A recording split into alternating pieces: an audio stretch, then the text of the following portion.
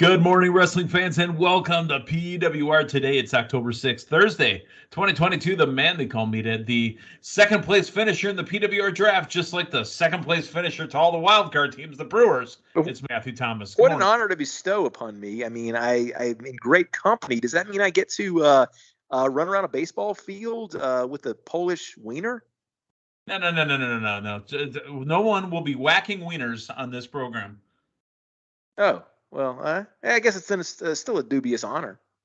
Well, I say whacking wieners, Matthew, and it's ironic that we talk about whacking wieners. I don't know if I've ever told the story on the air here. I feel like I have, but Google, and I know you're laughing because you're thinking, Meathead, I'm not going to Google wiener, on my work computer, but Google whacked wiener by Pittsburgh Slugger whacks wiener at Brewers game or something like that. Long story short, the original racing mascots happened in Milwaukee. They're the first ever to do it, and then it kind of moved on across the country. But they had these racing sausages: the Polish, the hot dog, the Italian, and the brat. And then I think they added chorizo after. But one of the Pittsburgh Pirates apparently thought it was funny as they came across the visiting dugout to swing a bat and take out one of the hot dogs or the brats or whatever it was. So we literally had a whacked wiener in front of us.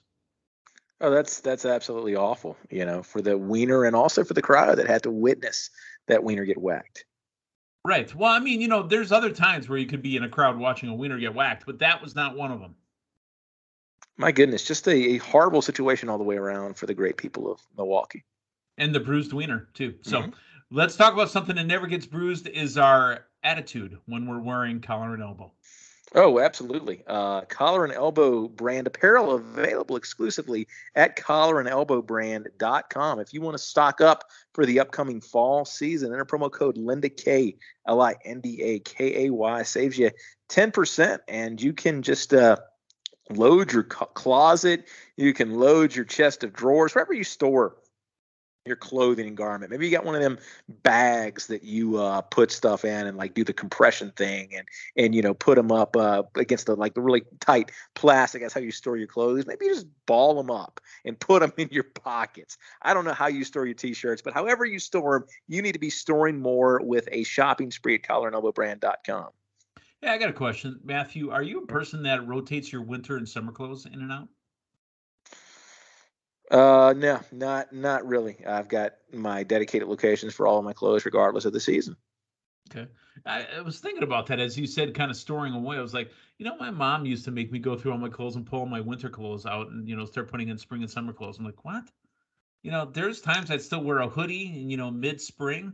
There's times I would still wear, my summer clothes in the winter and just put a jacket on. So I don't know if that's just like an old wives' tale, like what old people did, changing your tires. It's like watching this video of a Denver cop helping a Ford Mustang in a snowstorm, where you're supposed to have summer tires and winter tires. I wonder if that guy ever knew that.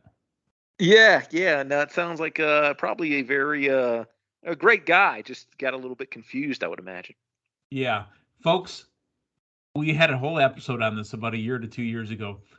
YouTube, Denver cop helping Ford Mustang in a snowstorm. That's our own Matthew Thomas, stuck like the jabroni he is, driving a Mustang in the middle of Denver in the winter. And you could be the 3.747528391 viewer of that YouTube video. Yeah, it's been viewed over 3.7 million times. Our own Matthew Thomas driving like a jabron in the snow. Good thing that Matthew Stalker was out on his balcony that day just filming Matthew, right? Yeah, that's not Matthew's YouTube profile. That's a no. Just decided to film Matthew because, there's been other times Matthew's been filmed by secret camera, unlike what happened with EC3 and whatever his name was. What was his name now? I can't even remember his name anymore. Velveteen Dream, yeah. Velveteen Dream, yeah. All right. Yeah, just make sure to lump me right in there with that. Let's talk WWE news. We're crazy about the White Rabbit stuff, right? Did you know about over a month ago that the WWE hired a former Marvel Cinematic Universe writer as a director of long-term creative? Did you know that? I know it now. And do you think there's any coincidence that this is lining up with that? I mean, all the Easter eggs and everything, man. If that's what we're going for, and we've seen it a little bit more. I mean, since Triple H took over, I mean, we've seen much more callbacks to WWE history. And if we have got that as a direct plan, I think we're in for some years of entertainment. Absolutely. Horror writer Rob Fee was chosen for the position and started with the company last month. His LinkedIn profile reads a little bit of this. A horror writer from Marvel. He's penned comics for Spider-Man, Daredevil, and the Avengers. He was the head writer on multiple Disney shows, including 100 episodes of Disney XD's top-rated series Player Select. He also, had one point back in the day, pitched to WWE a Fiend-related movie. Bray Wyatt was released shortly after that, so nothing ever came of it. He has been working on the White Rabbit QR coded message in recent weeks. He's also produced multiple series for Will Smith, including The Fresh Prince Reunion. He worked as a producer on The Ellen Show, Ridiculousness, and has served as creative consultant for Netflix. So to kind of echo your point here, Matthew, if this is what it took, bringing in a talent such as this, and this is what we're getting, I'm all for it. This is outstanding. If you think he'll accept my LinkedIn invite? Possibly. We heard about you getting your wiener waxed, so I don't know if it'll actually happen, but what's the phrase that we say? No choppy the pee-pee from Kai and Tai and Val Venus. Yeah, maybe that's the message I'll send to him when I send him the invite. Fair enough. All right, you ready to talk a little bit of Dynamite last night? It's the 3rd anniversary, Matthew. Yeah, let's do it. Let's talk about the. It's not tricentennial because centennial is like 100 years. It's the tri-anniversary. Okay. How about 3-year anniversary? As AEW does, they say, let's not waste any time. Let's get right to the first match. Now, we did get the entrances for MJF and Wheeler Yuta. Matthew, first impressions of the building when I saw this. That ramp honestly looked like it was about a foot long. And I don't mean Jared from Subway. Yes, we did. And I'll be honest with you, Meathead. I think this might be probably my second favorite MJF wrestling match here. I go back to the opening match of, I believe it was Full Gear last year with Darby Allin. That was kind of the top of the list for me, but this was a very, very good MJF wrestling match to open the show.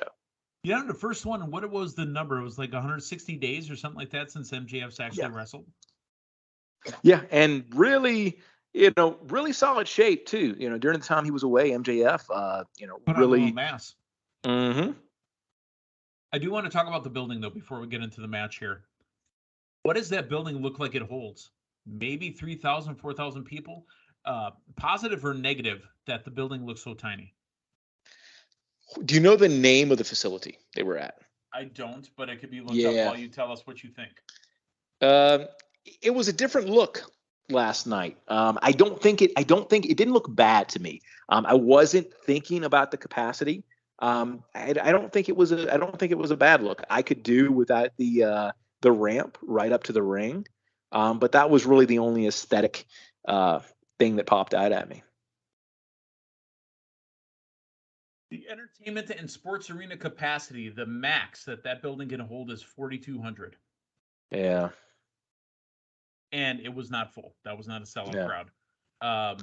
The opposite of stage, up in the rafters, that entire section was blocked off. So maybe DC's just not feeling wrestling, or maybe it wasn't advertised. I mean, I don't know what was going on, but that crowd looked a little funny to me.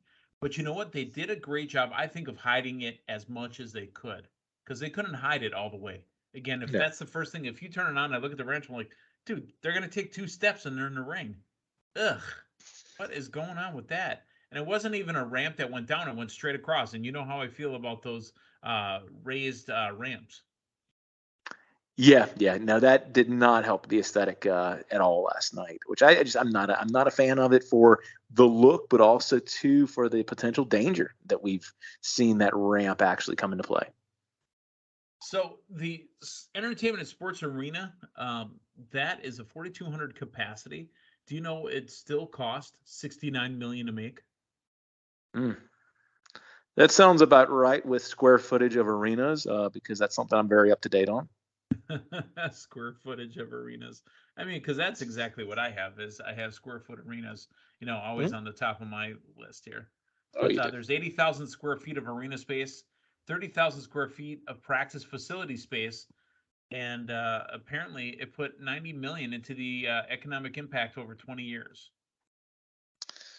Well, there you go. This episode of Arena Architect Digest by the man they call Meathead. Let's get into the match here.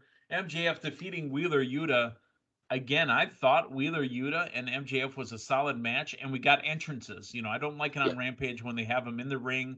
The show starts, ring the bell, and they're going. Give me the entrances. I want the entrances too. MJF because wins. you're trying to make these people feel larger than life, man. You're trying to create, to use a term that WWE has watered way down, superstars. You're trying to create real life comic book heroes, and when you remove the entrance, man, you're removing so much. MJF defeats Wheeler Yuta. At the end, Yuta looks to try to get a handshake, but here comes Stokely Hathaway and Lee Moriarty and members of the firm. And there's a little bit of conflict, which, what ends up happening is he hands him the diamond ring, and MJF puts the diamond ring on. Here comes Sir William Regal from the desk, and he puts on brass knucks. I like how, I think it was Taz that said it. It might have been Shivani, but I'm pretty sure it was Taz. I think Regal was born with those. In his crib, he had them on, those brass knucks. Especially him talking about how he was a proper villain. So let me ask you this. What do you think about MJF getting really, really close to that handshake and being a little upset when Wheeler got jumped? I mean, that's not par for the course. No. For MJF. What I wanted? That's not what we expected to see. I literally was yelling at the TV, slap him, slap him, yeah, slap him. Yeah. Because that was the proper move. That's the proper move from the guy who just a few weeks ago attacked Tony Schiavone. I mean, I don't know, man. I mean, I think that's a little bit out of step with MJF, the guy who we've seen be a face in his hometown. I don't know. I don't know if you really want to tease that like that, man. Yep. So there we are. All right. The following match also had a bit of conflict on the heel side. Darby Allin and Jay Lethal. Jay Lethal telling Satnam Singh and Sanjay Dutt to stay away from ringside because he wants to do it himself. Darby Allin wins with, I think it was like sliced bread or burnt toast, or I think it was PB&J, something. It was named after food. He won with a food move. But Darby Allin wins over Jay Lethal. Yeah. He gets to telling Jay Lethal, and you can read some of the words out of Darby Allin's mouth. You're better than this. You're one of the best. Be honor. And just trying to get him to, wake up as well. Here comes the boys. They start going at, they start heading towards Darby Allin. Jay Lethal not having it. Darby Allin smacks him across the face, and Jay Lethal leaves. Yeah, I think if we can get Jay Lethal on his own, that's a desired outcome. Jay Lethal, he's been featured in AEW, but I don't think he has made the impact that somebody of Jay Lethal's caliber can. And if we can get him away from that stable, I think he's going to feel a little bit more important. In a continuing trend of a very busy, like almost too much, 3-year anniversary episode of Dynamite, the next match is Wardlow defeating Brian Cage, the Machine. I can't look at the Machine the same since I knew that he was trained by Chris Kanyon. Because when he goes, who better than Brian Cage? Nobody. Wardlow and his teammate, Joe Samoa. Boy, oh boy. Samoa Joe, War Joe, as they're calling him. Having to defend themselves against Brian Cage, who belongs to the embassy, Prince Nana. How about some Prince Nana? Prince Nana been in Ring of Honor for a very, very long time. What's his song? Can you sing a song for me about money? Prince Nana, go make you a lot of money. Yeah, Prince Nana. Something like that. We got and their tag team. What were they? What was the name of the tag team again, Matthew? Do you remember what they're called? Prince Nana's Pals. Good God, man! What is the name of the tag team in the embassy? Yeah, I think Prince Nana's Pals work, but I do want to say this though: a very, very athletic match from two big guys, and if there are two people in that company that are made to match up together, it's these two. Boy, oh boy, oh boy. I tell you, you get deep, in-depth analysis from Matthew Thomas when it comes to Prince Nana's tag team because he keeps calling Prince. Oh my God. I can't with you today. It's just hilarious. Yeah. Prince Nana's tag team. What are they called? Can you ask Siri? Do we have an Ask Siri section on this show? The Gates of Agony, Matthew. I was waiting for you to come up with that.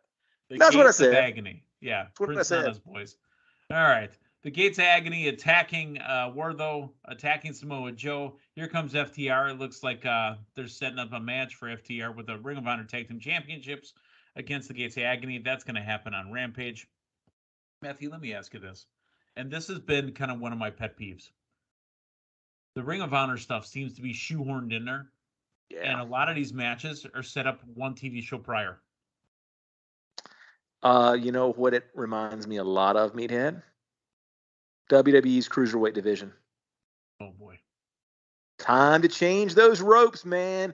Get your purple ropes out for Ring of Honor, Meathead. 205 Live. Yeah, no, man. I think you've got to have a separate property. If you're going to have Ring of Honor and it's going to be an active company, you have got to have a separate property where this is featured. For the AEW third-year anniversary, how much Ring of Honor did we have last night? How many different matches? 2 that I can think of. Yeah, we had a, like if it's a carton of eggs, it's with 12 eggs, you had like maybe 3 eggs worth of Ring of Honor. Oh boy. Yeah, we're going rabbit metaphor, rabbits and eggs. Let's go into women's trios. Toni Storm, Willow Nightingale, and Athena taking on Jamie Hayter, Penelope Ford, and Serena Deeb. The heel team of Ford, Deeb, and Hayter.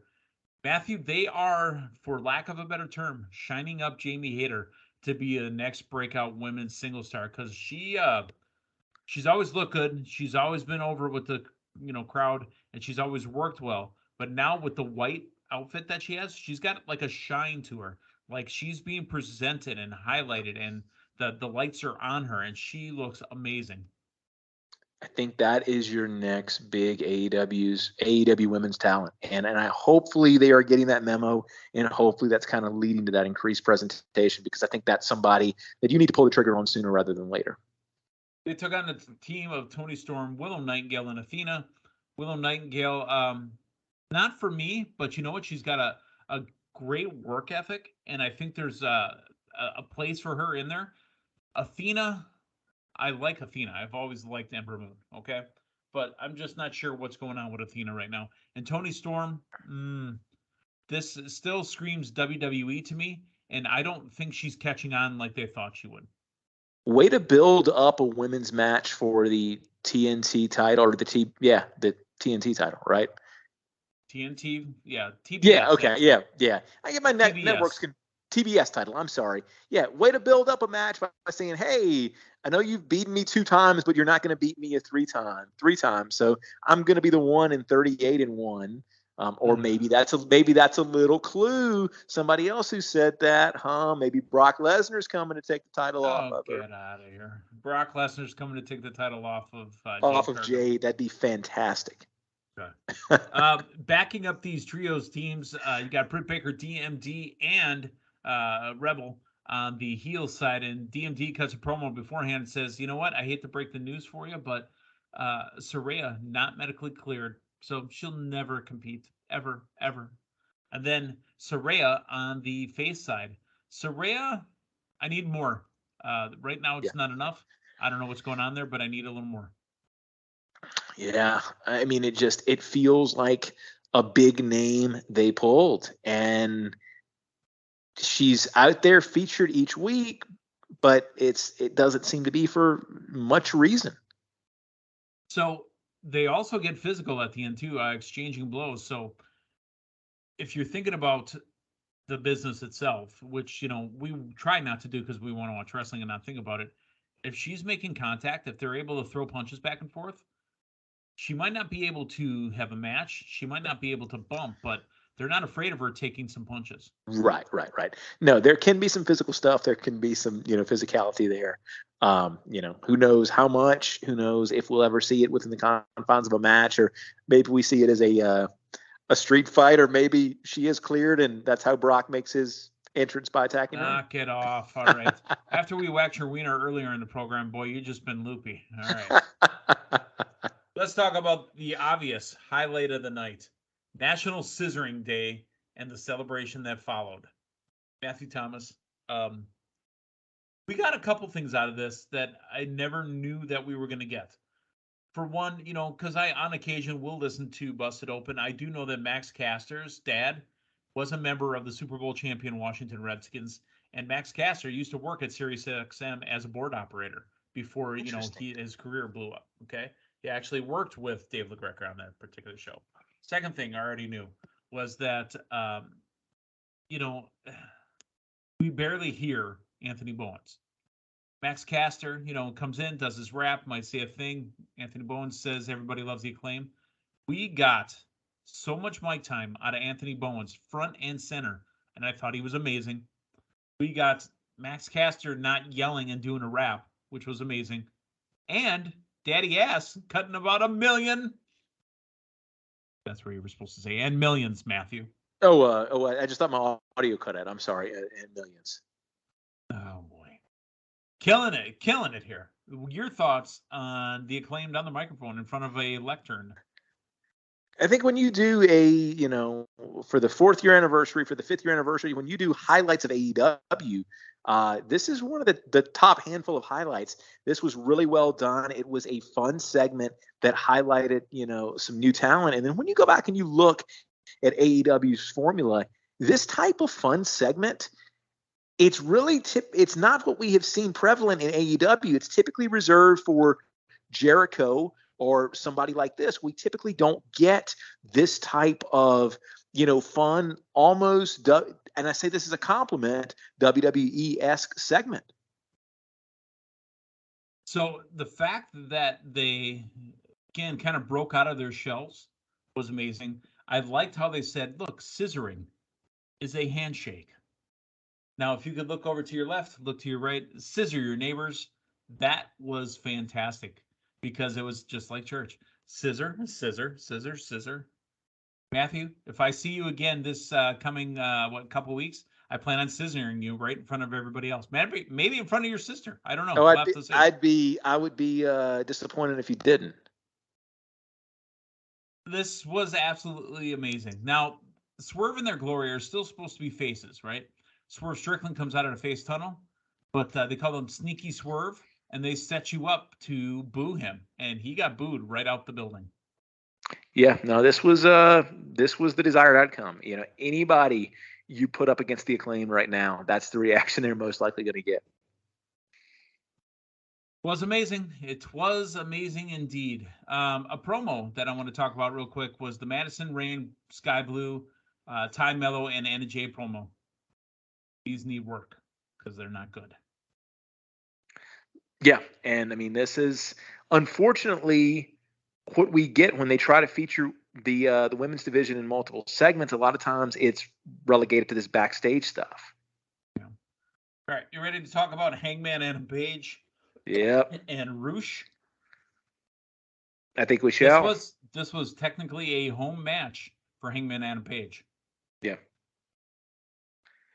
Yes, it was, and he was the victor, but I think most of the news came after the match. Jon Moxley coming through the crowd without music for the first time in probably 3 years, and says he's waited for this moment. He says, between the two of us, we beat everybody that needs to be beat, but I haven't beat you.